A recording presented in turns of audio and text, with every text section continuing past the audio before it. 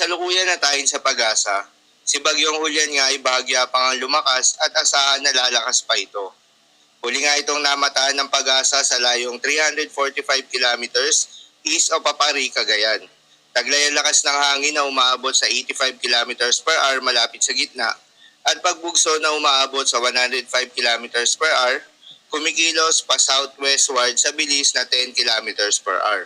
Dahil sa Bagyong Julian nga ay may nakataas pa rin na tropical cyclone wind signal number 1 at nadagdagan pa nga ang mga lugar na isinailalim dito, kabilang dyan ang Batanes, Cagayan including Babuyan Islands, Isabela, Abra, Apayao, Kalinga, eastern and central portion of Mountain Province, eastern portion of Ifugao, Ilocos Norte, northern portion of Ilocos Sur at northern portion of Aurora.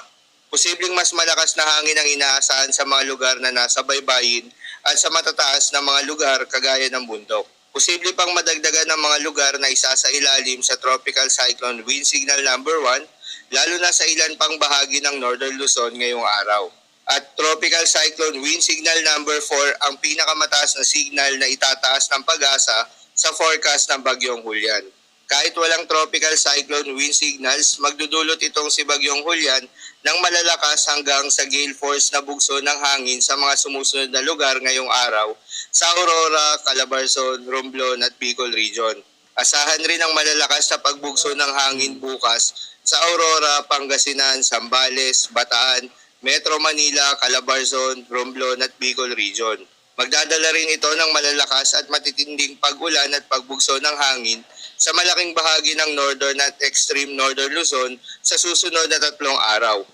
Asahan nga ngayong araw hanggang mamayang gabi ang heavy to intense rain sa Babuyan Islands, moderate to heavy rains naman sa Batanes, mainland Cagayan at Ilocos Norte.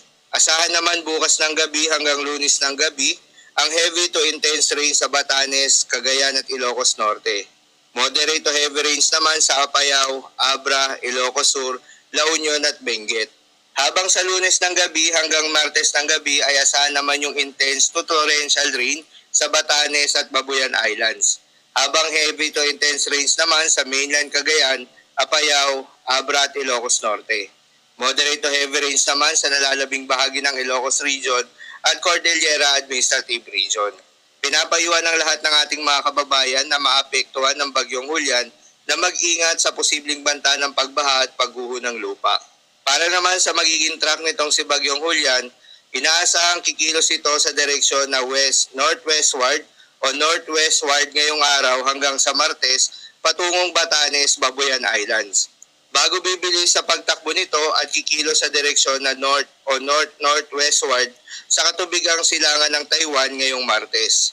Posible din itong maglandfall sa bahagi ng Batanes, Babuyan Islands ngayong Lunes hanggang Martes ng madaling araw bilang isang typhoon category. Inaasahan pang lalakas ang Bagyong Julian sa mga susunod na araw at maging isang typhoon category mamayang gabi.